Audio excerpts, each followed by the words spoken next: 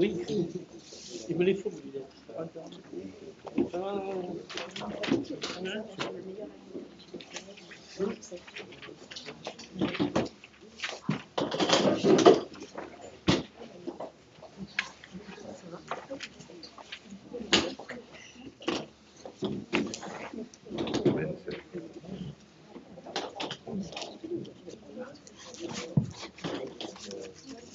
Allez, c'est parti. Nous démarrons ce conseil. Bonsoir à tous. Nous allons donc procéder à l'appel. Monique Aimé.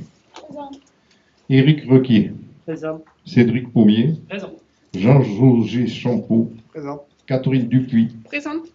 Jean-Marie Lestrade. Présent. Sarah Saboury-Guérin. Philippe Vernon. Présent. Émilie Labro a donné procuration à Mario Becquetira. Julie Privat. Présente. Isabelle Debord a donné procuration à Peggy Salabert. Philippe Antoine. Présent. Florian Moutard. Marion Becquetira. Présente. Stéphanie Gonzalo a donné procuration à Cédric Pommier. Peggy Salabert. Présente. Nathalie Guénard. Présente. Laurent Jacoli. Présent. Gaëtan Thomasson. Présent. Laurence Frachet. Présente. Emmanuel Marcon. Présent. Hervé Javerzac a donné procuration à Jean-Louis Hamelin. Jean-François Larenaudy. Présent. Cécile Dulon. Présente. Sébastien Chaumont a donné procuration à Vincent David. Catherine Doré. Absente, excusez, mais elle n'a pas donné procuration. Vincent David. Présent. Evelyne Pajot a donné procuration à Cécile Dulon.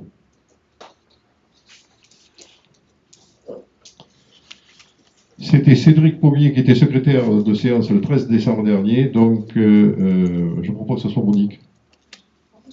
Ouais. Monique Aimé, donc secrétaire de séance.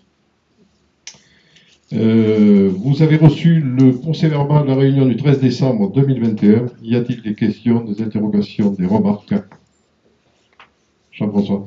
Alors, ce qu'on va faire, chaque fois qu'on va prendre la parole, vous allez baisser vos masques, sinon on va s'y retrouver.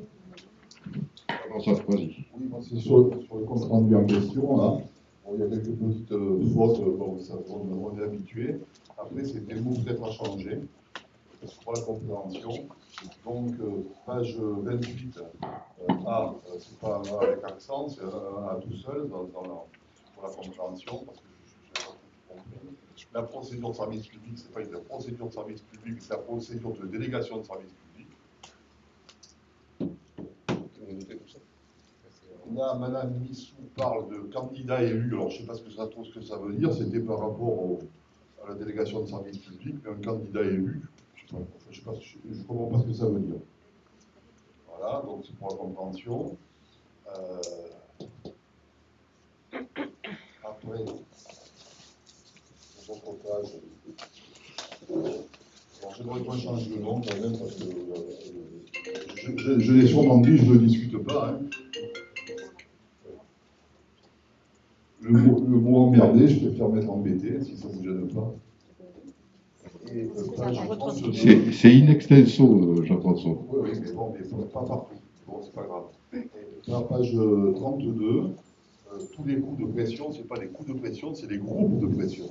D'accord. Après, il y a le sous-préfet, mais bon, après, il suffit de relire et de l'arranger, c'est pas méchant. Hein. On arrive à comprendre tout ce qui a été dit. Hein.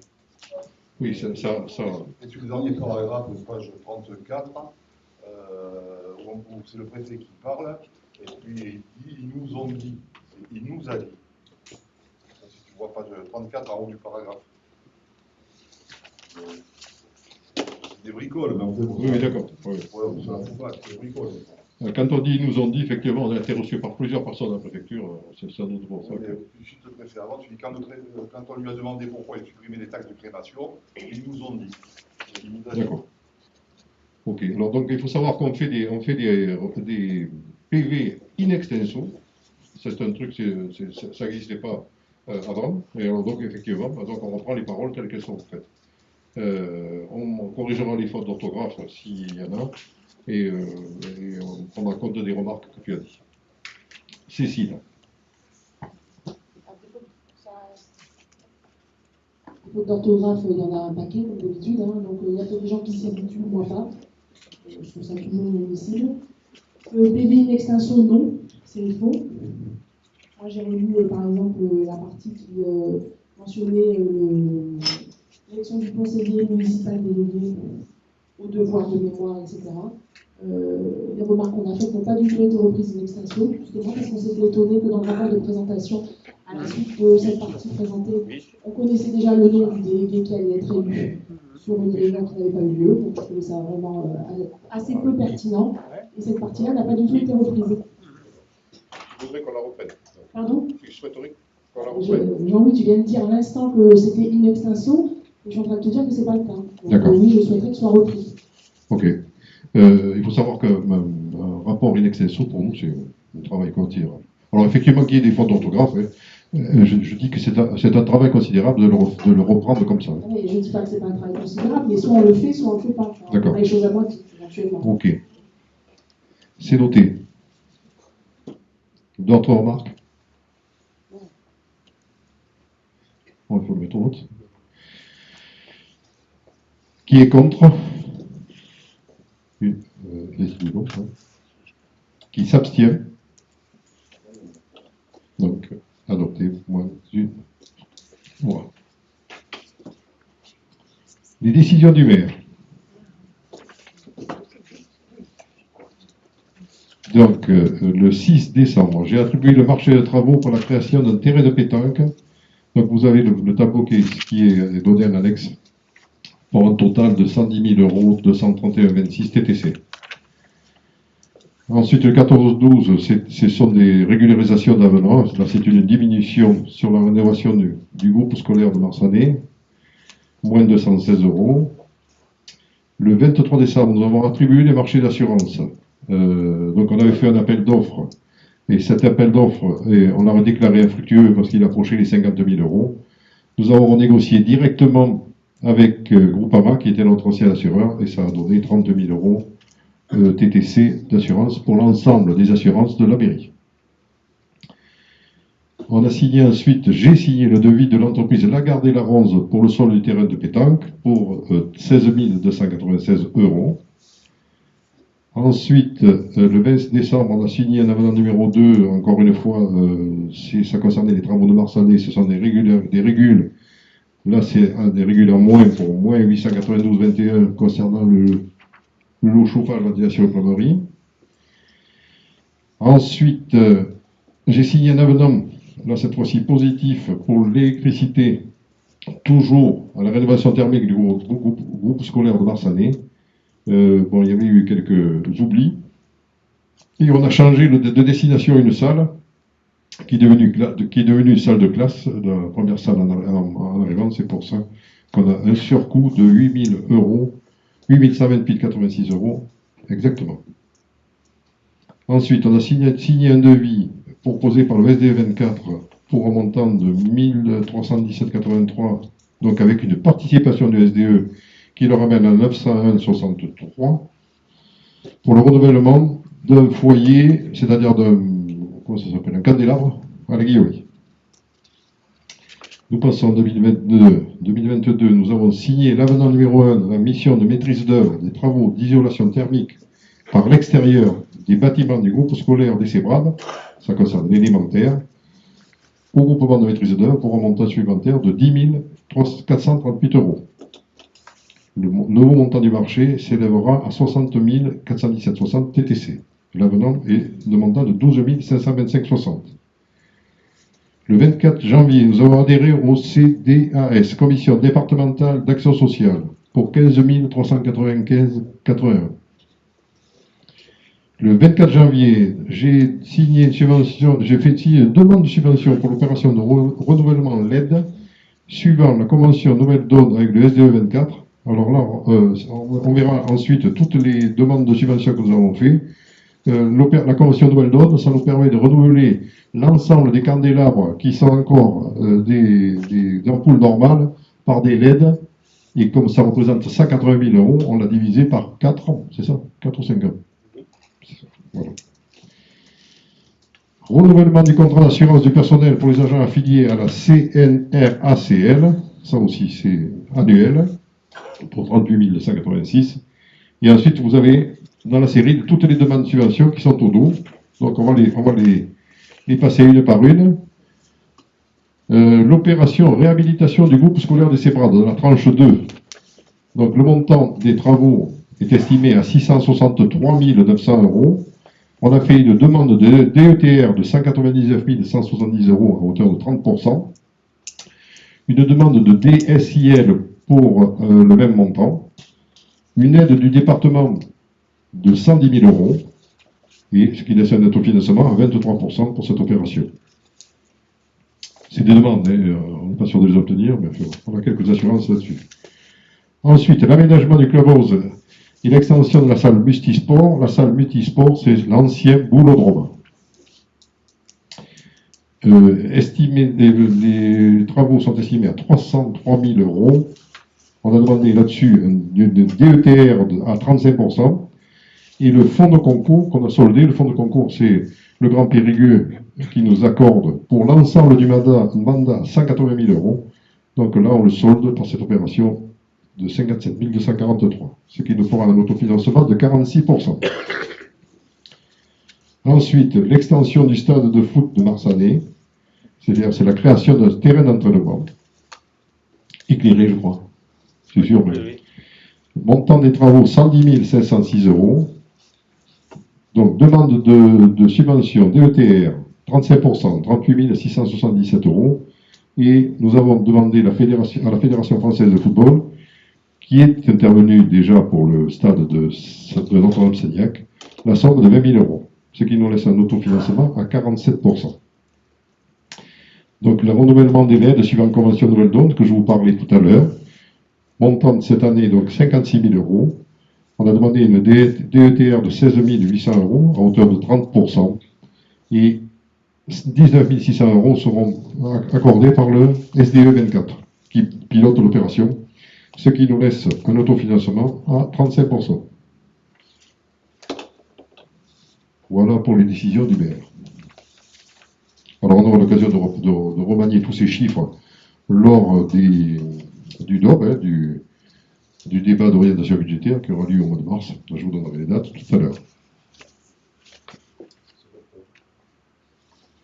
Ça se vote. Donc, est-ce qu'il y a des remarques, des questions? Cécile? Est-ce qu'il serait possible d'avoir une liste détaillée de l'ensemble des frais engagés par la commune pour monter les infrastructures pour la pétanque? Mais de quelle nature? Celle de ce travail? L'ensemble des frais engagés par la commune. D'accord. Ça a été voté au budget l'an passé. Je vois qu'il y a des décisions modificatives, donc je voudrais savoir à ce jour Il n'y a où pas on de en est décision sur les modificative. infrastructures. C'est l'attribution des marchés. Ce n'est pas des décisions Donc pour l'instant, il n'y a pas de DM puisqu'on n'a pas attribué les marchés. Il n'y a pas de DM. Mais Tel il y que, ça a en aura été, peut-être. tel que ça a été voté, On peut savoir où on en est à peu près? ah ben on pourra, oui. On pourra vous le passer. Vous l'avez là Est-ce que vous l'avez? L'opération Ça n'attend pas une réponse immédiate. Hein. Non, non, mais on vous le passera. De toute façon, pour le DOP, on le passera. À l'occasion du DOB, je Ouais. pense que ça sera prochain, on le mieux passera. placé pour... D'accord. Oui, la remarque est bonne. Les décisions que je vous ai dictées tout à l'heure, c'est la première décision, c'est l'attribution des marchés pour 110 000 € TTC, et vous avez le sol qui est en plus à 16 000 €. Voilà ce qu'on connaît actuellement, Cécile. Mais effectivement, ce sera plus détaillé dans le DOB. Enfin, vous pourrez, hein. Nous n'avons pas fait de DM sur le terrain de pétanque. Aucune DM n'a été faite. C'est une erreur de formulation de ma part, je corrige. D'accord, impeccable. D'autres remarques? Donc, qui est contre? Qui s'abstient? Une abstention. Donc, adopté, une abstention. Ensuite, vente du lotissement des coteaux. Donc là, pour le coup, on a vendu plusieurs lots. Ça a mis longtemps à démarrer, mais cette fois-ci, c'est parti. Donc, vente du lot numéro 3. Donc on ne dit pas les noms. Le lot a été vendu pour une surface de 1000 m², 1032 m² exactement, pour 37 000 € TTC. La valeur fixée par le domaine était à 37 152. Est-ce qu'on vote à toutes les ventes en même temps? Ou vous voulez voter une par une? Est-ce que ça appelle des remarques de votre part, cette vente? Qui est contre? Qui s'abstient? Adopté à l'unanimité. Vente de lot numéro 5. Alors là, vous avez là, oui, c'est à l'écran, là, c'est impeccable. Vente du lot numéro 5, du lotissement des coteaux. Surface, 995 mètres carrés. Prix de vente, 35 000 euros. TTC. Service des domaines avait estimé la valeur à 35 820. Qui est contre? Qui s'abstient? Comme pour la précédente. Oui. La précédente, tu avais voté? J'ai oublié de lever la main, mais je m'abstiens également. D'accord. Ensuite, la vente du lot 7. Le lot 7, vous le voyez à l'écran. Surface 1159 mètres carrés. Vendu 39 500 euros TTC. Estimé par les domaines à 39 528 euros. Vente du lot numéro 4. 1204 mètres carrés. Le preneur a fait une proposition à 40 800 euros, ce qui est le prix initialement fixé par la délib de l'époque. Le service des domaines avait estimé une valeur supérieure à 43 344. Le service des domaines, il faut savoir qu'ils ont actuellement des estimations qui sont des estimations de métropole. C'est incroyable, hein. On arrive à voir des choses. Pour celui qui a connu Rameil, Jean-François, eh bien nous avons maintenant d'autres interlocuteurs qui sont moins cool. La vente numéro 4. Qui est contre? Qui s'abstient? Adopté, moyenne abstention. La vente du lot numéro 10. Donc là, 1456 mètres carrés. Le preneur a fait une proposition d'achat à 45 600 euros. Le prix, c'est le prix qui avait été fixé par la délibération du 24 février 2017. Donc on l'a vendu au prix. Et le service de domaine avait estimé à 52 416 euros. Donc il nous reste là à vendre le numéro 9 et 10, c'est ça? Pardon? Non, pas le 10, alors je sais pas. Il en reste deux, alors, le 8 et le 9 peut-être. Donc en fait, ce lotissement va voir le jour, ça avait été aménagé et maintenant c'est plutôt positif qu'on ramasse quelques recettes là-dessus. J'ai fait voter ou pas? Alors, la dernière, c'est le lot 10. Qui est contre? Qui s'abstient? Une abstention. Donc adopté, une abstention. Je passe la parole à Éric Requier pour la demande d'alignation d'une portion de chemin à l'allée de Puy-Côtier. On va t'amener un micro.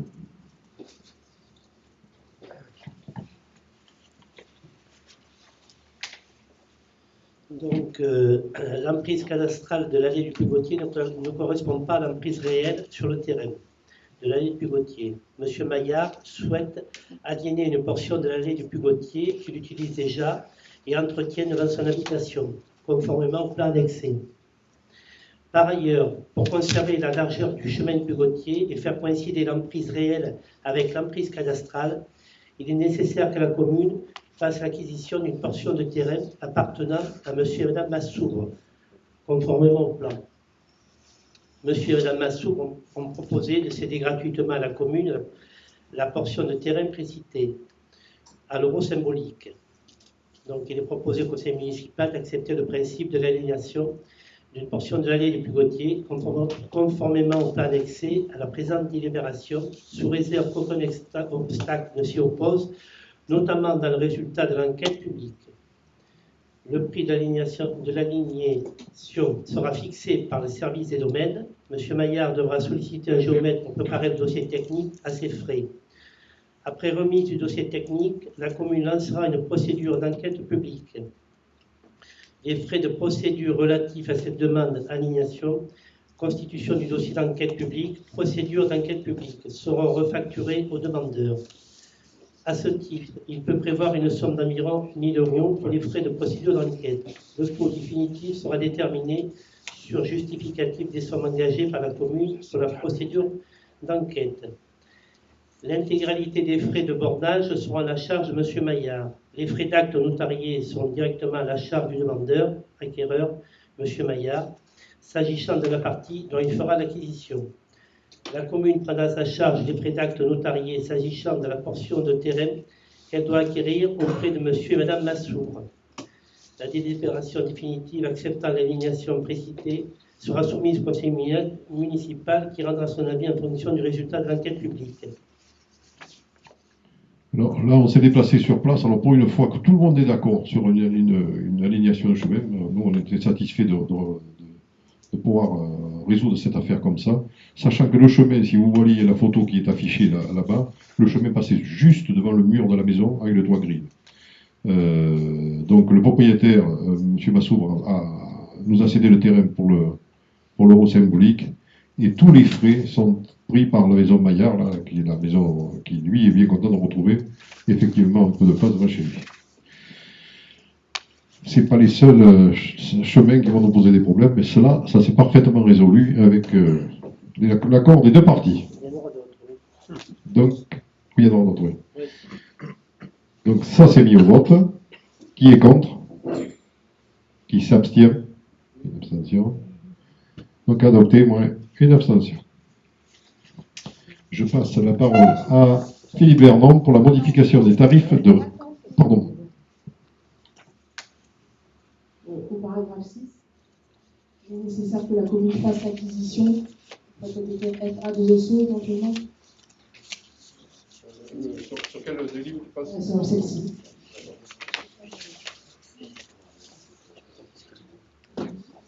D'accord, ça sera rectifié. Philippe Bernard maintenant pour la modification des tarifs de restauration. Merci. Alors effectivement, je vais vous proposer une modification des tarifs scolaires que vous trouvez en page 12. Alors, le début ne change pas par rapport aux critères d'éligibilité. Donc la modification serait appliquée au 1er mars 2022. Et donc en page suivante, vous allez voir la proposition qui va apparaître. Là, voilà. Donc vous avez sur votre partie en jaune les anciens tarifs et les nouveaux tarifs. Donc pour la petite histoire, en fait, compte, il apparaît qu'il y a une subvention qui est proposée par le gouvernement. Et de façon à pouvoir mettre en œuvre cette subvention, nous avons l'obligation d'être au quotient, ce qui est le cas. Et par contre, il faut avoir des tarifs qui soient au maximum égal à 1 €. Et à ce moment-là, nous aurons une bonification de 3 € par repas. Donc c'est pour cela que vous avez sur la partie gauche les anciens tarifs avec en jaune ceux qui sont passés à 1 €. Et pour les plus hauts coefficients, il y a une remise forfaitaire que je vous propose de 1 €. Et ça, pour l'ensemble des habitants communes et également pour les hors communes. Vous avez sur la partie inférieure où là, il y a justement les deux premières branches qui sont à 1 €. Dernier point, qui va vous apparaître par la suite, c'est par rapport au PAI, de façon des personnes, où je vous propose un tarif à 0,60 au lieu de 1,10 €. En sachant que ces tarifs seront effectifs tant que la subvention sera effective. C'est ce que vous avez dans le document, page 12.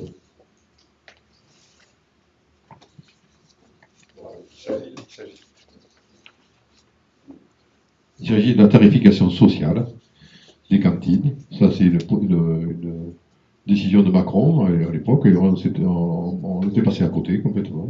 Et là, on s'est aperçu qu'on pouvait l'avoir, et donc c'est valable pour 3 ans. Jean-François a demandé la parole. Oui, si j'ai bien compris. Tant qu'on n'est pas sûr de toucher la subvention ou qu'elle n'arrive pas, vous tarifiez au tarif en vigueur. Non, c'est pas ça. On facture au tarif, au nouveau tarif. Et par contre, le jour où ça s'arrête, parce qu'au début c'est un accord triennal, qui sera peut-être reconduit ou pas, mais le jour où ça s'arrête, ou si c'est dénoncé par le gouvernement, on revient sur le tarif initial. Donc vous allez facturer à partir de 1 euro, Voilà. y compris pour les hors communes. Alors c'est les deux premiers coefficients, ceux qui vont jusqu'à 623 sur leur compte. Donc on est sûr qu'on va toucher ce qu'a promis le gouvernement, parce que le problème qu'il va y avoir si on n'est pas sûr, ça veut dire qu'à un moment donné, ça fera un petit trou, et ce trou-là, pour le redemander aux parents a posteriori, ça me paraît difficile. Donc c'est pour ça qu'il faut mettre sur du coup, parce que sinon ça va faire un trou dans le budget. Alors, pour être sur du coup, on a demandé par écrit à la préfecture, qui nous ont confirmé qu'on était éligible à ce dispositif. Non, mais qu'on soit éligible, c'est une chose, mais qu'on aperçoit, c'est autre chose. L'éligibilité, elle dépendra peut-être de monsieur le préfet ou autre. Donc l'important de savoir, c'est qu'il nous confirme qu'on va bien la toucher ou pas. Si on la touche pas, ça va poser un problème à un moment donné.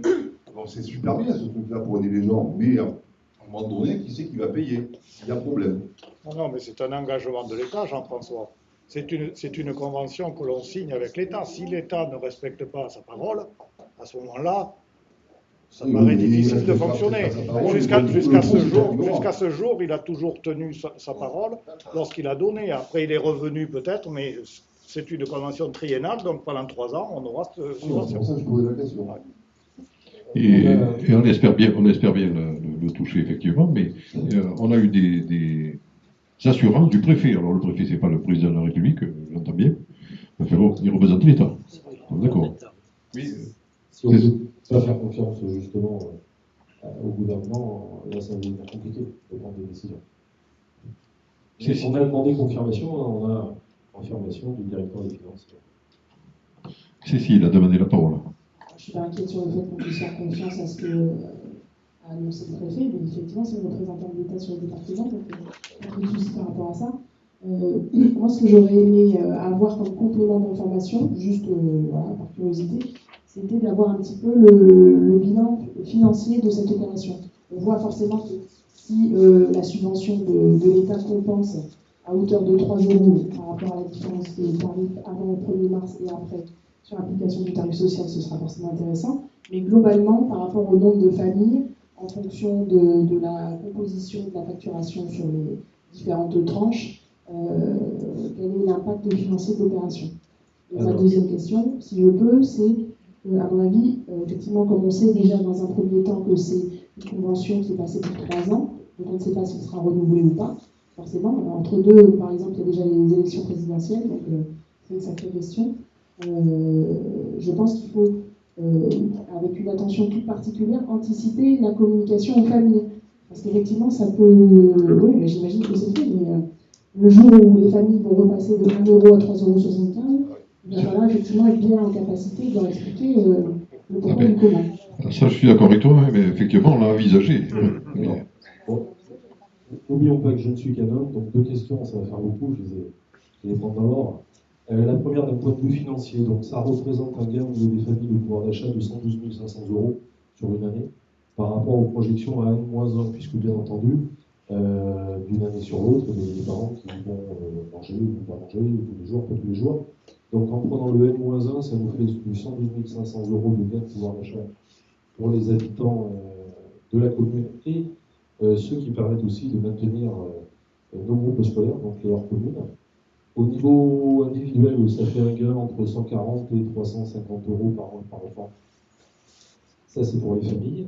Au niveau de la municipalité, nous restons positifs. C'est-à-dire que pour la municipalité, par rapport au chiffre actuel, ça fait un gain de 18 470 €. Donc c'est une situation, en fin de compte, c'est du gagnant-gagnant. Tout le monde y gagne. Ça, c'était pour la première partie. Ouais. La deuxième partie, pour la communication, ça a été bien entendu aussi notre interrogation. Donc il faut savoir qu'avec le nouveau logiciel, nous avons la possibilité de faire la tarification en laissant apparaître le tarif hors subvention. Donc systématiquement sur leur facture, ils auront le tarif hors subvention et le tarif à payer, donc avec subvention. Et à ça, on rajoutera un courrier d'explication en septembre et probablement un en janvier pour préparer le retour, puisque c'est quand même une situation qui, aujourd'hui, est assez exceptionnelle. Gain de pouvoir d'achat important, service maintenu voire au-delà, puisque comme la commune garde un bénéfice, ça va nous permettre aussi d'absorber les hausses de consommables, hein, n'ayant pas l'énergie qui monte, tout ça, les matières premières également. Donc il y a vraiment que du bon dans cette chose-là. Oui, l'aspect très positif, en fait, il est pour les... Oui, l'aspect très positif, il est pour les enfants, parce que bon, les situations qu'il y a, puis le chômage qui se prépare et qui va arriver courant 2022, au moins on sait que les enfants qui vont venir manger à la cantine, on sait qu'ils vont manger normalement au moins à midi. Donc ça, c'est le point très positif de la chose. C'est inespéré parce qu'on a découvert, c'est Philippe d'ailleurs qui nous a alerté là-dessus, on avait passé à côté de cette tarification sociale, ça s'appelle comme ça, et effectivement, le gain pour les familles est conséquent, le gain pour la commune, il n'y a pas de surcoût pour la commune. Donc, on espère que le gouvernement tiendra ses paroles. Mais non, Enfin, mais on bon, espère pas. Le gouvernement tiendra ses paroles, on espère qu'il le tienne longtemps. C'est surtout ça. Et après, effectivement, il y a un deuxième critère, comme tu le disais, c'est que ça va peut-être aussi augmenter le nombre d'enfants qui mangent, puisque du coup, il y a des familles qui vont peut-être du coup venir à la cantine et donc assurer un bien-être pour les enfants, grâce à ce bon pouvoir d'achat qui est loin d'être négligeable. Et on espère que le retour se fera le plus tard possible. Mais on va rester vigilant par rapport à ça. pour les fratries, ça va faire une économie très sensible. Très substantiel. Sinon, on a un gain de pouvoir d'achat par enfant de 380 euros. En effet. Bien. D'autres remarques? Qui est contre? Qui s'abstient? Adopté à l'unanimité. C'est donc José qui va prendre la parole maintenant pour les créations d'emplois. Nous avons retransmis aujourd'hui un tableau. Est-ce que tout le monde l'a eu? Le tableau des effectifs. C'est José qui prend la parole. On va en parler tout à l'heure. Donc, création d'un emploi d'attaché territorial. José. Alors, il s'agit, comme presque à chaque conseil, de remettre à jour notre tableau d'emploi. Et pour le coup, il faut créer l'emploi d'attaché territorial qui va arriver, Jean-Louis, le 1er mai. La nouvelle attachée territoriale qui passera ensuite sur le poste opérationnel, emploi fonctionnel DGS. Mais elle va arriver en tant, je dis elle, puisque c'est une dame, elle va arriver au 1er mai en tant qu'attachée. Et par la suite, elle basculera sur le poste de DGS, emploi fonctionnel, qui est au tableau.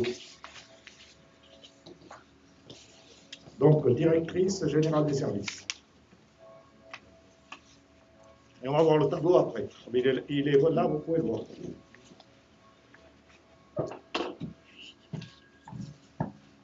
Tu fais voter? Pardon? Oui, il faut faire voter. Donc, qui est contre?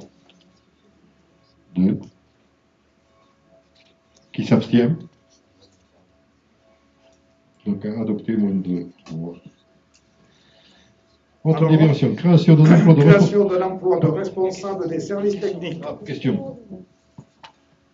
Avant de passer à la suite, est-ce que moi j'ai pas vraiment tout compris là, ce que tu viens d'expliquer, Jean-José, sur ces histoires de création, le DGS qui passe sur le statut emploi fonctionnel, on se retrouve avec 2 attachés territoriaux, je ne sais pas qui va faire quoi, je n'ai pas compris. Alors, lorsqu'il y a une décharge de fonction, lorsqu'il y a une décharge de fonction d'un emploi fonctionnel, puisque l'emploi fonctionnel a été libéré et M. Caruso, qui était directeur général des services, est passé, lors de notre dernière délibération, attaché. Donc, effectivement, il devient attaché et il sera, avant qu'il ne trouve un emploi, attaché sur la commune de Nozlan-de-Sanilhac, dans l'attente de trouver un emploi. Et ça pendant 1 an. S'il ne trouve pas d'emploi pendant 1 an, il sera au service de la commune de Notre-Dame, de Sanilhac. Donc on va se retrouver pendant 1 an avec 2 DGS internes, donc on ne sait pas ce qu'il va faire. C'est le risque, oui. Mais on le Vous le découvrez maintenant. Non, je veux juste Vous avez l'air étonné. l'entendre dire, Non, clarifier. mais vous avez l'air étonné. L'histoire de rhétorique, c'est l'histoire de clarification. Voilà. La question avait été posée par Jean-François, d'ailleurs, un des premiers conseils, là, et effectivement, on s'était rendu compte, d'ailleurs, il souhaitait qu'on fasse le point ensuite financièrement sur ce que ça allait coûter. Et on le fera évidemment. Et on le fera au dôme. On sera totalement transparent là-dessus. C'est pas du tout une histoire de rhétorique, Jean-José, c'est une histoire que, à mon avis, effectivement, c'est un sujet qui a déjà été abordé, et je pense que tous les gens qui sont présents dans la salle méritent de comprendre exactement de quoi on parle. Alors c'est vrai que c'est un vocabulaire un peu pour les initiés. Voilà, mais c'est tout simplement le remplacement du directeur général des services qui va intervenir, mais on ne peut pas remercier quelqu'un comme ça, il va rester en surnombre dans la collectivité avant de trouver un emploi. C'est très clair. Merci. Et alors, juste une observation. Moi qui ai connu le privé auparavant, mais quand on a à gérer des fonctionnaires, alors ne voyez pas d'ostracisme, mais franchement c'est incompréhensible, je suis un peu d'accord avec toi. Mais les tableaux d'emploi sont faits comme ça, c'est-à-dire qu'il faut adopter tout ça. Une petite question. Donc, s'il reste dans les effectifs pendant 1 an, supposez qu'au bout d'1 an, c'est de la supposition, il ne trouve pas d'emploi. Qu'est-ce que vous faites? Vous le mettez à ce moment-là à disposition de l'organisation? On n'invente rien. Il y a des règles précises en la matière.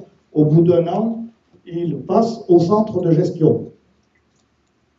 Il passe sous contrôle du centre de gestion, mais il n'empêche qu'on versera encore une indemnité au centre de gestion. D'accord, donc s'il ne trouve rien, on aura cette année-là, plus les années, je crois que c'est 3 ans au centre de gestion. Oui, c'est ça. Donc ça va nous coûter pendant 4 ans un poste de doublon, un poste de catégorie A. Mais Pendant 4 ans. On ne sait pas. Attendez, appelons un chat un chat. On en avait qu'un aujourd'hui, demain on en aura 2. Donc un qui sera mis à disposition du centre de gestion, on sera obligé de rémunérer le centre de gestion. S'il ne trouve pas d'emploi, Non, mais faut il faudra trouver un emploi. Non, mais effectivement, tu as raison, mais s'il ne trouve pas d'emploi. Non, mais on ne peut pas. On ne sait pas, mais ça veut dire qu'on est parti dans le pire des cas, au moins pour 4 ans. Dans le pire des cas, tu as raison. C'est-à-dire fin de mandat. C'est la règle. Et C'est la règle, mais bon, celui qui arrivera derrière après. Non, Jean-François, c'est la règle. Qu'est-ce que je te dis? C'est la règle. Dans le privé, tu peux faire un licenciement pour, je ne sais pas comment on appelle ça, une rupture de conventionnel, et là, tu ne peux pas le faire. Qu'est-ce que je te dis? Et là, est-ce qu'on ne pouvait pas le mettre directement au centre de gestion? On est obligé de Non. garder on est obligé de garder 1 an. Oui. La procédure, c'est la procédure. Mais par contre, si il est mis à disposition à l'arrivée de Marine, de la nouvelle DGS, on lui confierait des missions spécifiques pour la commune. Je voudrais peut-être faire une remarque complémentaire là, pour clore le sujet. Je suis vraiment loin d'être spécialiste de la question, mais il me semble, pour avoir travaillé le sujet un petit peu dernièrement, que la loi de transformation de la fonction publique de 2019 introduit des dispositifs qui se rapprochent de la gestion des ressources humaines du privé et a introduit la possibilité de rupture conventionnelle. Alors je ne sais pas dans quel cadre et dans quel contexte, mais ça existe. Je l'ai vu, mais actuellement le CDG n'applique pas cette règle encore. Alors certainement que ça va arriver, oui. Ça date quand même de 2019, donc Oui. Alors, bon, je garderai bien tout commentaire, mais c'est extrêmement compliqué pour remplacer. Après, oui, l'accord conventionnel. Enfin, voilà notre façon de faire, et c'est la procédure. José, est-ce que c'est voté ça? Oui, c'est voté. C'est déjà voté. Donc ensuite, création d'un emploi de responsable des services techniques. Alors, création d'un emploi de responsable de services techniques, puisque nous sommes sans responsable des services techniques depuis maintenant 5 mois. Donc, nous avons procédé au recrutement récemment. Alors, nous avions fait appel à fonctionnaires, mais nous avons recruté une personne qui vient d'une entreprise privée. Donc, nous la recrutons sur le grade d'un emploi de technicien principal 2e classe pour lui attribuer son traitement, puisqu'il sera sur la grille, mais ce sera un CDD de 3 ans, renouvelable une fois. C'est-à-dire qu'on peut le conserver jusqu'à 6 ans, et ensuite, en 6 ans, on pourra le pérenniser dans un CDI jusqu'à la fin de sa carrière. Voilà. Donc là, c'est pareil, c'est une personne qui arrivera au 1er avril. Question? Cécile. Et il ne pouvait pas être positionné sur le poste qui existait pour l'ancien DST? Non. Pourquoi? Non, parce qu'on l'avait attendre. Si on a un poste attaché, on l'a, hein, on peut le mettre, mais technicien principal de seconde classe, on ne l'avait pas puisqu'on avait un technicien. Hein? Donc le CDG nous a demandé de le classifier, technicien principal de seconde classe, nous n'avions pas. Donc on l'a créé. Et par la suite, on fermera le poste de technicien. Et la demande du CDG s'explique par quoi?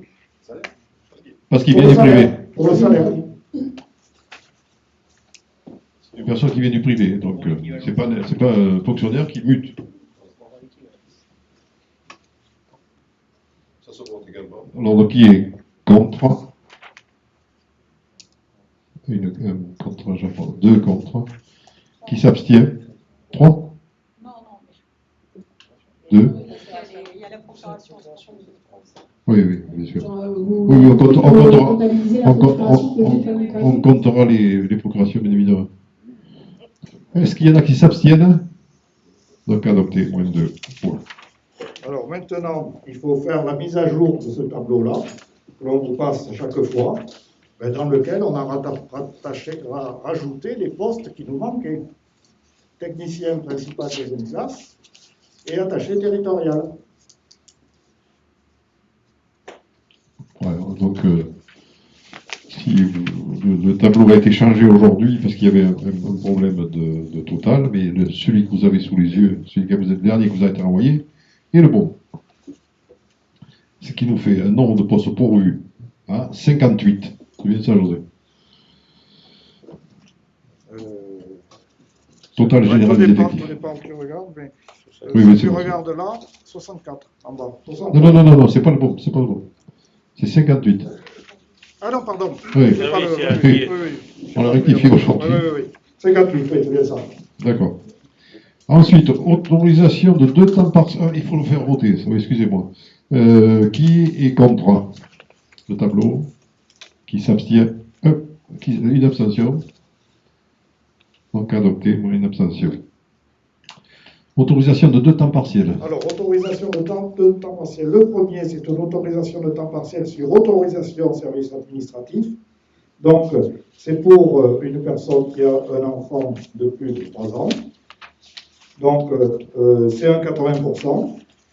Et le second, c'est sur autorisation de temps partiel de droit. Ça veut dire que cette personne a un enfant de moins de 3 ans et ça lui donne droit à un 80%. Donc, c'est pour voter ces 2 temps partiels demandés. Des questions? Y a-t-il des personnes contre? Des abstentions? Adopté à l'unanimité. C'est toujours José pour le rapport de la CLECT. Alors, la CLECT du Grand Périgueux. Alors, je vais vous dire quand même, cette attribution est réduite. Alors, le régime de la fiscalité professionnelle unique implique que l'agglomération perçoit l'intégralité de cette fiscalité. Il prévoit également que ce produit fiscal économique est reversé à chaque commune membre sous la forme d'une attribution de compensation. Cette attribution est réduite des charges transférées afin que l'intercommunalité puisse en assurer le financement. Les calculs de transfert de charges interviennent à chaque transfert de compétences et sont figés dans le temps. L'évaluation de ces transferts encadrés par le Code des impôts est réalisée au cours d'une CLECT où chaque commune est représentée. Les transferts de charges et l'impact sur les attributions de compensation sont proposés dans le rapport de la CLECT annexé. Alors, ce qui s'est passé là, c'est suite sur certaines communes à la suppression des 4 jours et demi sont passés en 4 jours d'école. Et donc, il y a des enfants, et dont un de Sagnac, qui a rejoint un centre, un CLSH géré par l'agglomération périgordine. Donc, pour cet enfant, notre participation et notre diminution de l'attribution de compensation est de 1153 €. Alors, moi, il faut savoir que Sanilhac, j'ai été un peu étonné de cette décision, parce que Sanilhac a conservé la compétence CLSH, alors que certaines communes comme Coulommiers, effectivement, l'a transférée, et on nous demande de diminuer de 1153 pour un enfant. Alors moi j'ai posé la question, j'ai dit, mais si on reçoit quelqu'un d'une autre commune gérée par le Grand Périgueux, on va augmenter notre attribution de compensation. Mais non, c'est pas comme ça, parce que vous appliquez un tarif extérieur, m'a-t-on répondu. Donc moi je suis surpris, mais ça on le suit. Pour un enfant, voilà ce que ça nous fait. Pour toutes les communes, et Sanilhac, Château-l'Évêque, Chancelade, un enfant, 1153 €. Mais certaines, je pense, avaient transféré la compétence CLSH. Donc voilà, notre attribution de compensation baissera de 1153 €. Donc, moi j'ai eu le directeur financier du Grand Périgueux, mais bon, il n'y a pas moyen, c'est une décision qui est prise, et donc il faut de force, il faut l'accepter. On se reposera la question. Une petite question là. L'évaluation de charges concernant la rétrocession des itinéraires alternatifs nord-est et sud-est, c'est quoi? Alors, c'était les itinéraires alternatifs. Les itinéraires, comment les appeler? Les alternatifs, c'est ça, qui ont été repris par le Grand Périgueux. Ils ont fait les travaux et les ont reversés à la commune. Donc c'est à l'identique. Lorsqu'ils ont repris, ils ont modifié l'attribution de compensation des communes, mais nous on n'est pas concernés. Et lorsqu'ils remettent les routes, ils modifient à nouveau l'attribution de compensation dans l'autre sens. Ça ne rentre pas dans le patrimoine de l'agglo alors? Non. Ça reste ah oui, ça reste pour la commune. Ils l'ont reversé. C'était le fameux itinéraire qui passait par le SMD3, là. Suivez les motos. Pour nous, non, on n'en a pas, nous. Nous, on n'est pas concernés par ça. Justement, je pose la question, et c'est Jean-Louis vient de dire que le SMD3 lui parle du plateau. C'est Coulommiers-Chamiers. Non, non, on n'est pas concernés par les itinéraires alternatifs. Non, non, on n'a aucun alors qu'il était question qu'on soit concerné, mais c'était maintenant. C'est bien, Jean-François, tu t'y es opposé fermement à l'époque. Je me suis opposé, je me opposerai encore. Non, mais comme nous, comme nous. Ok. Qui est contre? Qui s'abstient? Une abstention. Adopté, une abstention. Ensuite, le rapport d'activité du Grand Périgueux qui vous a été transmis. Est-ce qu'il y a des questions dessus ou... C'est un rapport qu'on doit présenter au conseil municipal. Y a-t-il des questions? Je vous rappelle les sommes investies en 2021 par le Grand Périgueux, 30 millions d'euros, priorité à la mobilité. Un quart des investissements ont été faits pour la navette ferroviaire. Ensuite, les réseaux d'assainissement, les piscines, le quartier d'affaires, bien évidemment. Voilà, ce qui a donné 30 millions d'euros d'investis en 2021 sur le Grand Périgueux. On aimerait un peu à Sanilhac, le Grand Périgueux, il y a pas mal d'endroits où il se fait des opérations, notamment sur les activités économiques, qu'on avait réservé à un moment donné en face de l'usine électrique un terrain pour faire un lotissement. On n'en entend plus parler. Il serait quand même souhaitable que le Grand Périgueux, notamment sur le plan économique, parce que depuis que ça va faire presque 10 ans maintenant, aucun terrain n'a été acheté par le Grand Périgueux pour des zones économiques. Ce qui avait été acheté, ça datait de Claude Méry de Bail, quand j'étais vice-président d'économie. Donc, ce que j'aimerais, si cela était possible, ça serait qu'on essaie de relancer au niveau du Grand Périgueux ce fameux lotissement qu'il y a en face de l'usine électrique côté Jean-François, c'est pas lotissement, c'est zone économique que tu veux dire. Oui, zone économique. Ouais. Alors, il y avait plusieurs lots, donc c'est pourquoi j'appelle lotissement zone économique. Ça serait intéressant quand même de faire venir c'est là, à l'origine, que devait venir la clinique du parc. Bon, ça est parti ailleurs. Voilà. Oui, alors je vais te répondre tout de suite pour cette. On est propriétaire, mais la commune de Sadiac est propriétaire de 5000 m², je crois, 7000 m², qu'on avait acheté à Mativé à l'époque. C'est vrai que vous avez acheté à... Donc je te parle bien du même endroit. Par contre, il y a un des propriétaires, je ne citerai pas de nom, qui est totalement opposé à la CDCTR, ce qui a obligé le Grand Périgueux à revoir son OAP à la baisse. C'est-à-dire on est passé de 15 hectares à la moitié, je crois. Mais par contre, ça va être réétudié. Mais moi, le président Ozouma, alors, il ne se passe pas une semaine à ce que dans mon bureau, j'ai des entreprises qui viennent de moi pour s'installer à Créavalais. Alors ça n'a pas changé. C'est un vrai aspirateur à entreprise. Depuis qu'on sait que la clinique du parc arrive et Fond Vendôme également de l'autre côté, qui vient de prendre 80 000 m² sur la petite Borie, ça n'arrête pas, ça n'arrête pas dans le bureau. Donc j'ai été chargé, vous entendez? Oui. J'ai été chargé par Jacques Ozou pour contacter les propriétaires pour des réserves foncières. Ce que j'ai fait, donc de chaque côté de l'autoroute. Non, mais si je ne tiens pas le micro. Mais il ne marche pas. C'est vrai. Allons. Est-ce que vous m'entendez? Oui. Attendez, on va me redonner un micro. Il chauffe. Merci. Merci beaucoup. Oui, donc Jacques Ozou m'a donné mission pour repérer tous les terrains qui se suivaient la petite Borie, donc côté Truffy, pour ceux qui connaissent, jusqu'au pont de Saint-Pierre-et-Lien. Et quand vous êtes au pont de Saint-Pierre-et-Lien, on retourne et on passe pour aller vers McDo, tout le long de la RD. Donc là, j'ai rencontré personnellement l'ensemble des propriétaires. 50 hectares sont concernés. Maintenant, le dossier est dans les mains du Grand Périgueux, du service économie. Et il y a des propriétaires qui sont en capacité de vendre très rapidement. Mais, nous sommes dans un PLUI.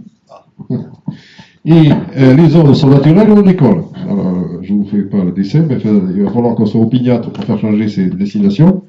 Mais on l'est, parce qu'on a vraiment besoin de ça. Créavalais, à mon avis, le développement économique se passera chez nous, là, dans les 10 prochaines années.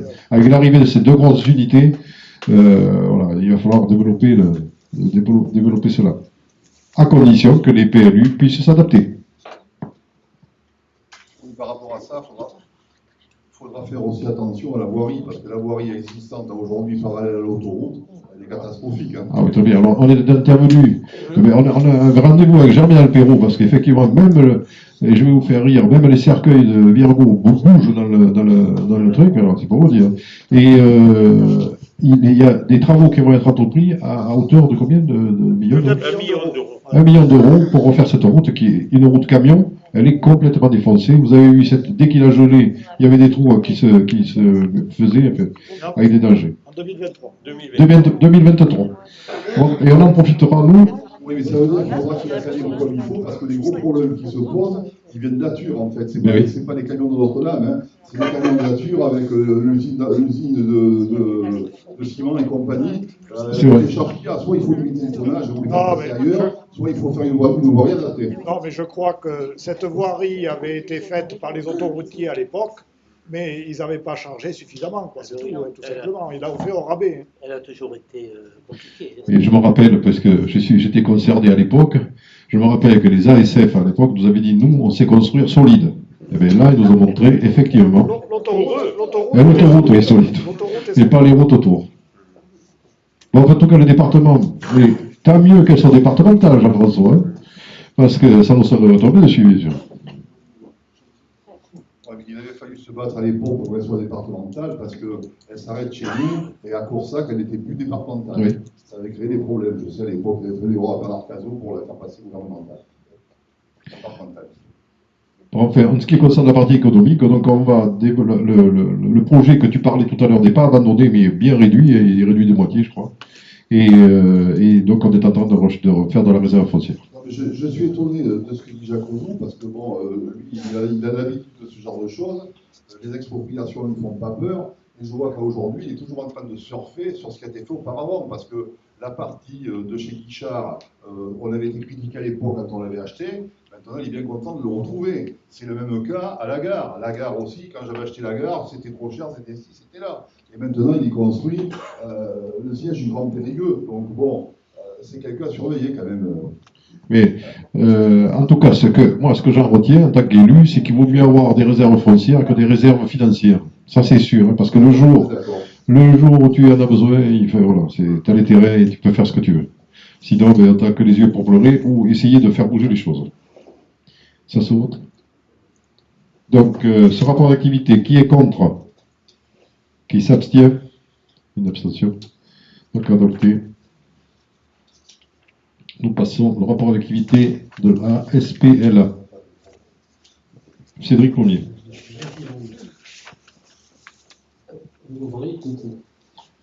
Du coup, le rapport du SPLA, c'est une société ludique locale d'aménagement qui se situe à Pouillazac, où nous sommes adhérents depuis maintenant quelques années. Cette société fait des rapports annuels tous les ans, forcément. Et donc là, nous avons l'activité de 2020. Donc 2021, avec le Covid, a été très réduite. Elle ne se limite que sur le lotissement de la Cropte qui a été finalisé. Donc, du coup, vous pouvez voir, en bas, il y a eu l'attribution du marché. Donc voilà. Donc après, il n'y a pas grand-chose à dire sur cette année. Ok. Ça aussi, c'est un rapport d'activité qu'on doit présenter à conseil municipal. Vous avez le détail des lotissements qui ont été financés. L'intérêt de la SPLA, c'est que pour les petites communes, à l'époque, c'est pour ça que moi j'avais adhéré, c'était pour permettre à ces petites communes qui ne pouvaient pas porter des lotissements, de le faire porter par la SPLA, et après c'était rétrocédé, moyennant finance, lors des ventes de terrain. Donc ça peut être intéressant pour des petits lotissements. Pas pour des gros, mais des petits lotissements. On ne peut pas s'embêter à les porter, la SPLA s'occupe de tout de A à Z. Et tu regardes Saint-Pierre-Gignac, Éliac, la Cropte, c'est des petites communes qui ont profité de ça, effectivement, en termes d'ingénierie et d'apport financier surtout. Voilà, pour eux, c'est. Ça aurait pu être intéressant peut-être pour Marsanet et peut-être pour moi, je ne sais pas, parce que surtout il y en avait des terrains aussi, on avait acheté ces derniers temps pour pouvoir faire un lotissement, je ne sais pas. Alors en l'occurrence, comme tu dis, Jean-François, aujourd'hui il y a plein de communes moins importantes qui vont se rallier à la SPLA cette année. Je pense à Saint-Paul-de-Serre et bien d'autres qui, justement, comme ils ne peuvent pas porter la pièce tout seuls, ils vont se servir du SPLA. Ils vont devenir adhérents. Comme tu dis, effectivement, ça peut servir. On est en train d'envisager, effectivement, de voir si sur Breuil, ils peuvent le porter ou pas, et ce qu'on fera ou pas. Derrière, combien il nous a payé. Voilà, il faut qu'on réfléchisse à tout ça. Si eux, ils peuvent le porter, ou si nous, on peut le porter tout à fait. Voilà. Parfait. Donc, ça se vote ça aussi. Donc, qui est contre? Qui s'abstient? Une abstention. Donc, adopté moyenne abstention. Eh bien, écoutez, l'ordre du jour est épuisé. Moi, je voudrais quand même, j'ai oublié de le dire en préambule, remercier les personnes qui ont répondu présentes lors de l'appel qu'on a fait lorsque nous avons été balayés par la pandémie. Notre personnel, je parle. Hein. Notre personnel a été décimé il y a maintenant une dizaine de jours.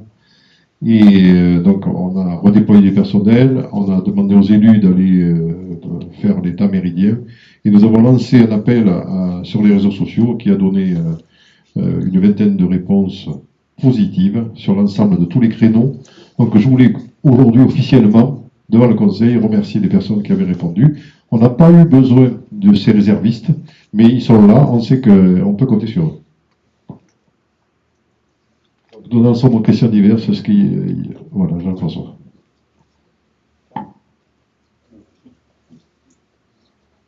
Je commence parce que ça va être plus court. Juste une petite phrase pour repréciser, pour la bonne compréhension de l'ensemble des gens qui sont présents dans la salle, que les décisions concernant l'abstention sur la majorité des décisions qui sont soumises au vote viennent d'un incident au conseil municipal qui date de décembre 2020, au cours duquel le directeur général des services est sorti de son rôle. Ça fait donc plus d'un an que j'attends ses excuses J'avais décidé que, dans l'attente, je m'abstiendrais sur la majorité des décisions. Voilà. Clarifier les choses. Nous avions compris. Oui, mais tout le monde, je souhaite que tout le monde puisse le comprendre. Ok. Autre intervention Oui. Alors, lors de tes vœux, Jean-Louis, tu as dit que le projet du plateau de François était lancé. Bon, moi, je suis étonné parce que bon, je n'étais pas au courant que ce projet avait été relancé. Donc, j'avais quelques questions à poser par rapport à ce projet. Donc, je voulais savoir si le projet de François concernait toute la ZAC, telle qu'elle avait été définie au départ, ou une partie de la ZAC. Première question. Deuxième question, le foncier, c'est une question qu'on avait à l'époque, va-t-il être acquis à l'amiable ou dans le cadre d'une DUP, parce que ça changeait pas mal de choses. Le prix d'achat et pour quelle surface? Quelle est l'estimation des domaines au mètre carré par zone? Parce que j'ai entendu des chiffres qui me paraissent énormes par rapport à ce que j'avais fait chiffrer à l'époque. Y a-t-il un budget prévisionnel établi? Dépenses, recettes? Qui va être l'aménageur? Ça aussi, c'est une question très importante. La commune va-t-elle agir en régie directe ou par voie de concession à un aménageur public ou un aménageur privé? Bon, je sais qu'au niveau du Grand Périgueux, il y a le PFNA. Hein, c'est peut-être ça que vous êtes passé. Et enfin, quel sera le régime financier de la ZAC au regard des coûts d'équipement? Alors, quand j'ai dit pendant mes vœux que le projet était lancé, c'était pas vraiment le terme qu'il aurait fallu employer, parce que c'est pas lancé du tout, puisque nous n'avons pas acquis les terrains. Le projet n'est pas abandonné, par contre. Il faut bien savoir, faut bien entendre ça. C'est-à-dire que nous avons décidé de le faire. Alors, il est réduit, pour ta première question, il est réduit de 36 hectares, si je ne me trompe pas, à 12 hectares. C'est ça? Vous m'arrêtez si je me trompe. Hein. Et, enfin, il est réduit de tiers.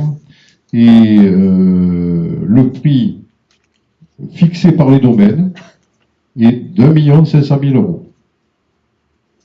Donc nous sommes en négociation. Alors les terrains ne nous appartiennent pas, ils appartiennent toujours à la famille qui est propriétaire sur le plateau. Nous rentrerons en négociation quand il le faudra. Alors quand il le faudra, ça veut dire que nous avons la chance d'avoir sur ce plateau, c'est des 7 collines de Périgueux, et la DRAC nous demande de faire des sondages de sol. Et les sondages de sol, il va falloir qu'on les fasse avant de prendre une décision pour savoir si on maintient le projet ou pas. Sachant des sondages de sol, c'est 58 centimes du mètre carré. Donc 120 000 mètres carrés par 58 centimes, je vous laisse faire le calcul. Mais enfin, c'est un passage obligé, parce que si on trouve un os ou une amphore, bien, ça remettra certainement en question le projet. Voilà. Alors, bon, il n'y a pas de raison qu'on en trouve. Voilà. Sinon, alors, donc, ensuite, on n'a rien décidé. Et alors, on nous fait des procès d'intention, mais qui sont incroyables quand même, parce que on n'a rien décidé. On a travaillé avec les associations du plateau. Enfin, les associations, on a travaillé avec 3 associations. Et on a confié à un bureau d'études l'établissement de 3 scénarios, dont un a été porté par une des associations, qui est l'association UPSE, et on reprendra les discussions avec les associations lorsqu'on aura les 3 scénarios faits pour discuter. Il faut qu'on puisse discuter sur quelque chose de tangible. Là, on est en train de dire la mairie veut faire n'importe quoi sur le plateau, mais c'est pas vrai du tout. On va pas faire n'importe quoi. On a annoncé qu'on ne mettrait pas que du résidentiel, on ferait des équipements publics aussi. Laissez-nous le temps de faire les études et on en discute. On ne fera rien sans l'avis des associations. Alors, je ne sais pas quelles intentions nous portent, mais en tout cas, moi, j'affirme aujourd'hui qu'on écoutera les associations. D'ailleurs, on les a déjà écoutées, puisqu'on a conclu qu'il y aurait une bande de protection, comme ils appellent ça, de 20 mètres de large, par rapport aux habitations existantes. Donc voilà où on en est, Jean-François Vella. Je ne peux pas plus en dire ce soir. Tant que j'ai pas... Alors, on va investir 70 000 € sur des fouilles archéologiques. Ça, c'est un premier jet.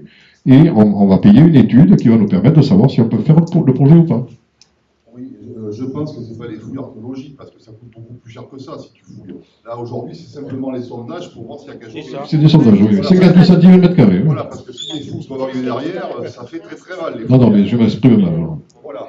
Donc, par rapport à, tu as parlé de 36 hectares, 12 hectares. 12 hectares de terre à bâtir où il y a du bois à l'intérieur, parce qu'à l'époque, on achetait plein de choses. 12 hectares de terrain à bâtir. Enfin, c'est la terre labourée, il faut ceux qui connaissent le terrain. Les 12 hectares, c'est la parcelle AK12. AK12 qui est la parcelle labourée actuellement, c'est d'ailleurs celle qui est constructible. Le bois, lui, ne sera pas touché. Alors on achètera, si on peut, on achètera le bois, parce qu'on voudrait faire attacher à ce lotissement faire un espace, comment dire, un espace parcours santé. Un parcours santé, qui permettrait de rendre encore mieux l'environnement. Mais encore une fois, je ne me rappelle plus combien ils ont estimé le bois, combien il a été estimé le bois. 100 000 euros. Pardon? 100 000 euros. 100 000 euros le bois, il a été estimé. Combien d'hectares? 10 hectares. 10 hectares. 10 hectares. 10 hectares, 100 000 euros? Ouais. Ça fait 10 000 euros l'hectare. Ouais. Ça me paraît un peu cher, d'autant plus que ça a été coupé. Non, mais c'est pas pareil, je te disais tout à l'heure, c'est pas pareil maintenant qui vient. Parce que, on est passé, Jean-François, en 2015, 470 000 euros pour 60 hectares. Ouais. Et là, ça marche. Et là, pour la parcelle AK12, on est passé à 1 500 000. Non, 1 million 200 000. très bien négocié 1 million 200 000. Et le bois de 10 hectares, 100 000 euros. C'est un bois classé. Alors, c'est l'estimation des domaines. Hein. Alors après. Oui, mais attendez, estimation des domaines, je suis d'accord, j'entends ce que vous me dites.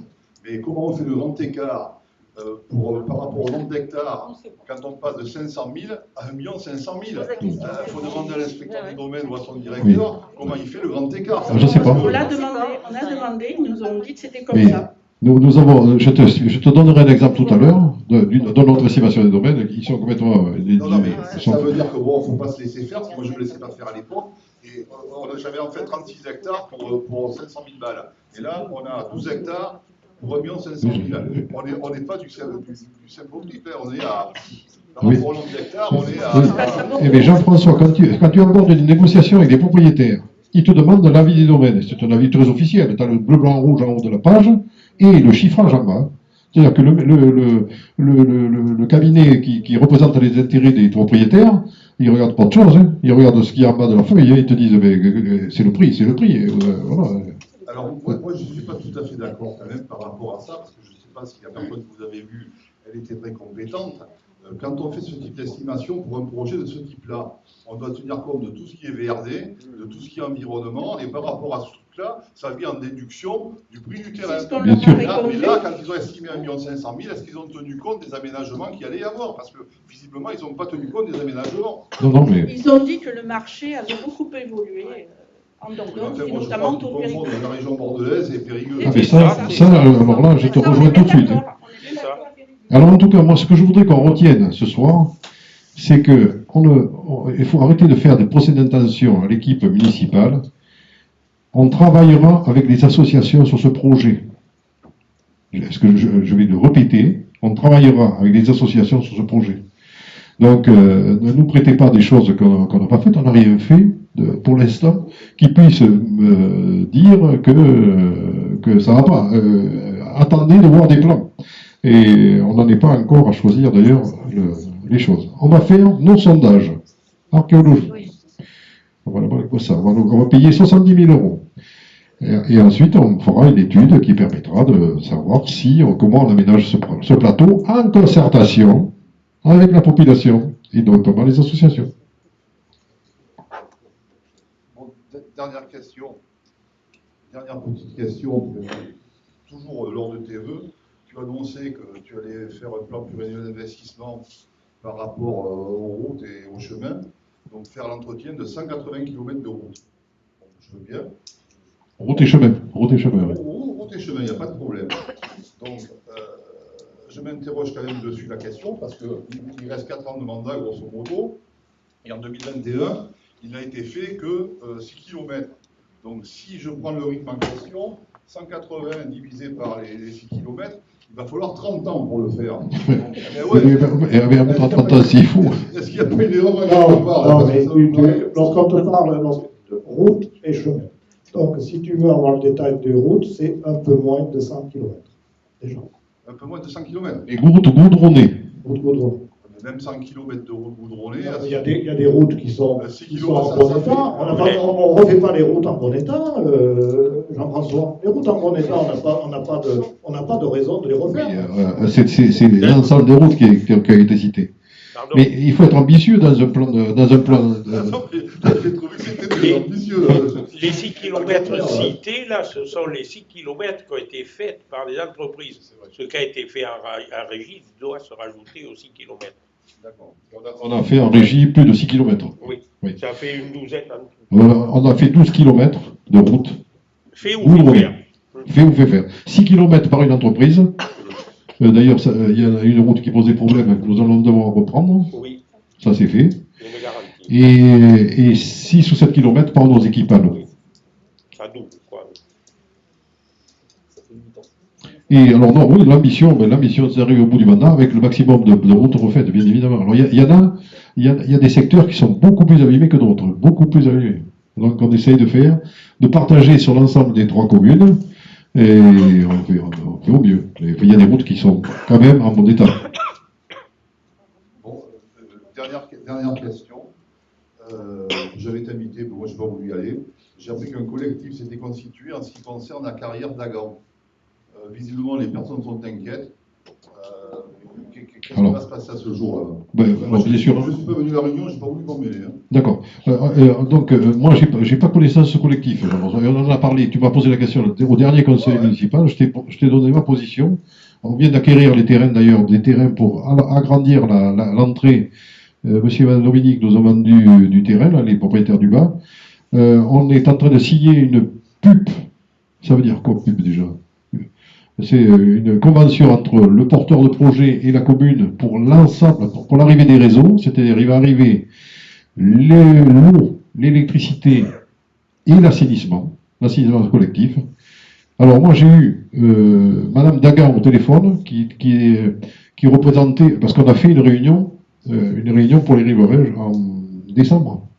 En novembre. En novembre. Donc Madame Dagan y a assisté, d'ailleurs tous les riverains y étaient. Hein. On a discuté, bien sûr, ils sont inquiets par le projet, hein. Mais j'ai eu Madame Dagan au téléphone, à laquelle je proposais que, puisque l'immeuble du Perrier, que tu connais, Jean-François, l'immeuble du Perrier n'est pas branché à l'assainissement collectif. On leur proposait de mettre un tabouret pour l'accès à ces branchements. C'est entendu avec le Grand Périgueux également. Mais j'ai eu donc Madame Dagan au téléphone, mais qui m'a jamais parlé de collectif. Alors, je ne sais pas. Je ne peux pas te répondre. En tout cas, moi, personnellement, j'ai jamais été saisi de cette requête. Vincent, vous lui passez un micro?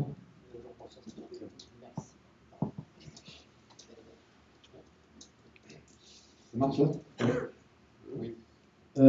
Juste pour vous dire, au niveau des écoles, j'étais lundi soir à une réunion de la classe CM1, CM2. Alors bien sûr, j'ai été invité en tant que parent d'élève, parce que mon fils est en CM1. Et les parents deviennent de plus en plus mécontents. Alors c'est quelque chose qu'on ne maîtrise pas, nous, la municipalité. Hein. C'est le changement des professeurs des écoles au niveau CM1, CM2. Alors il faut savoir que en septembre, il y a eu une contractuelle qui a démissionné parce qu'elle n'était pas du métier et elle est partie complètement, elle a démissionné. Après, il y a eu un professeur qui est arrivé qui, lui, a su un peu régler le problème, mais il a été appelé sur un autre poste alors qu'il commençait juste à reprendre en main l'école correctement. Et il a été remplacé depuis jeudi par alors, c'est pas une professeure des écoles parce que l'année prochaine elle va être stagiaire, elle n'a pas encore de formation. Donc, et les parents d'élèves qui étaient avec moi à la réunion, avec moi j'en faisais partie, commençaient à être très très en colère et vont, je pense, faire un courrier à l'inspection académique par rapport à ça, parce qu'ils en ont vraiment marre. Ils en ont vraiment marre qu'il y ait ces changements. De plus, CM1, CM2, surtout CM2, c'est une grande marche puisqu'ils vont passer en 6e. Et à ce jour, les enfants, ils ont des difficultés, ils sont appelés pour partir vers la 6e. Alors, la directrice, je pense, va pallier à ce problème-là en prenant la classe, en laissant les tout petits et prendre la classe pour remettre à niveau un petit peu ces élèves-là. Et cette remplaçante va prendre les maternelles. Comme l'année prochaine elle va être stagiaire, bien sûr, elle va repartir. Donc il va y avoir encore des changements. Et la tension monte.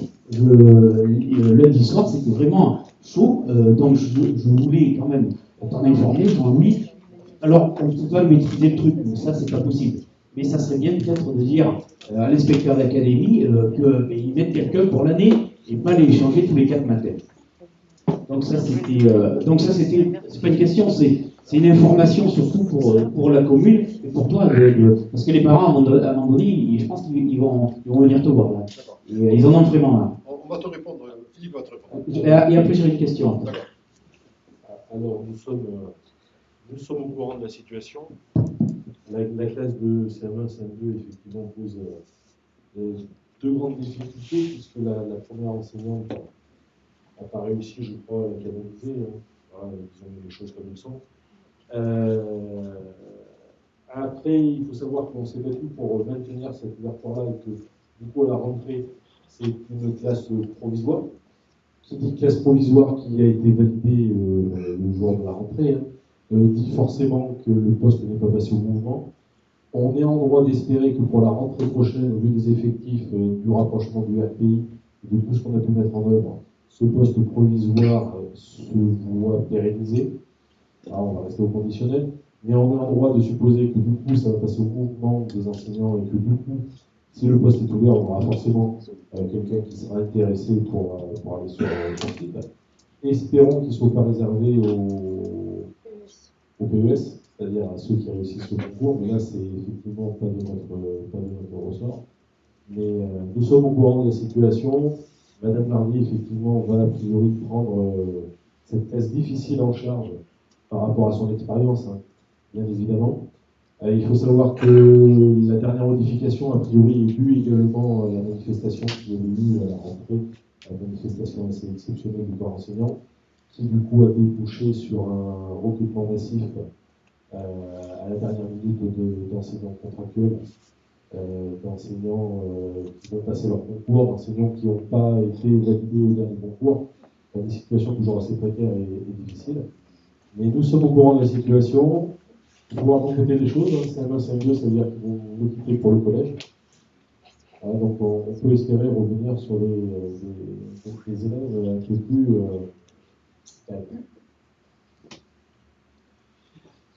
Je te remercie de ta réponse. Et donc voilà, le tout c'est d'essayer de voir qu'est-ce qui peut être fait par rapport à ça.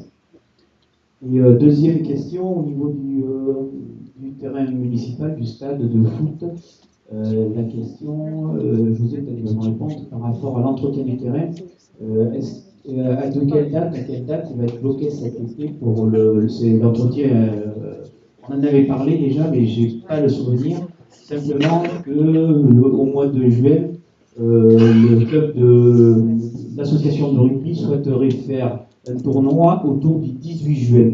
Donc ils m'ont sollicité pour savoir si le 18 juin c'était bloqué ou pas. Si la saison, après c'est bon. Je vais te répondre. Si la saison de football est terminée, oui, le terrain sera bloqué, puisqu'on fait un entretien et puis il y a un délai pour l'entretien. Donc il faut faire le tournoi avant que le terrain soit bloqué. Ouais, mais nous, ça ne donne pas une date, ça, en fait. Ah, mais c'est le dernier match, Philippe. Tu sais quand est-ce que le dernier match de la saison? C'est difficile à dire d'ailleurs, parce qu'il peut y avoir des matchs en retard, il peut y avoir des choses comme ça, mais très certainement fin mai. Parce que nous, on va on va s'arranger avec la société Jaroussi pour faire l'entretien. Et si on fait l'entretien, c'est pas pour y revenir tout de suite, puisqu'on re-ensemence et il faut du temps pour que l'herbe repousse, et puis il ne faut pas massacrer la petite herbe qui pousse. C'est bien pour ça que je pose la question. Ouais. Mais Pour moi, c'est savoir pour ça que quelle date je peux leur... on peut leur... Parce qu'on va s'arranger avec... Eh ben, tout simplement, on te donnera la date, on va se renseigner sur le dernier match de la saison de football, et à partir de là, ce sera plus possible. Pas de souci. Il va y avoir Je des- verrai avec, il va y avoir avec Philippe il y a Antoine. forcément des modifications avec la Covid, mais pour l'instant, les dernières dates de prévues de championnat sont courant mai. D'accord. Donc ça serait, faudrait le faire avant fin mai. Mais voilà, par là, mais on s'arrangera entre nous. Si c'est 8 jours, 15 jours, on va s'arrangera avec la société Jaroussi. Oui, oui, oui. D'accord. Bah, ouais, ok. Très bien. Merci. Ça sera tout. Bien, on va conclure. Juste pour vous dire que Versailles a battu Bergerac 1-0. Juste pour faire le lien, alors, si on parle de sport, effectivement, donc, comme vous avez pu voir, tous les protocoles, on a été très impactés tous dans notre vie au quotidien par rapport au protocole du Covid, encore plus toutes nos associations. Donc effectivement, j'aurais aimé mettre en avant nos associations, notamment les associations sportives, qui malgré les protocoles qui évoluent très fréquemment, continuent à être très dynamiques, continuent à avoir leur augmentation d'effectifs. Et je tenais aussi à vous informer que la commune a postulé au label Terre de Jeux 2024, et donc nous sommes labellisés Terre de Jeux 2024. Voilà. 873 licenciés, peut-être on a dépassé maintenant, je pense. Oui, oui, tout à fait. Pour les prochains chiffres, on ne les a pas tout à fait encore, mais on sera plus haut l'année prochaine. Voilà. Cette année. Donc ce qui était long, donc on est très heureux de ça. Voilà. Bien, mais je vais conclure s'il n'y a plus d'autres questions. Je vous remercie et je vous dis, je vous souhaite une bonne soirée.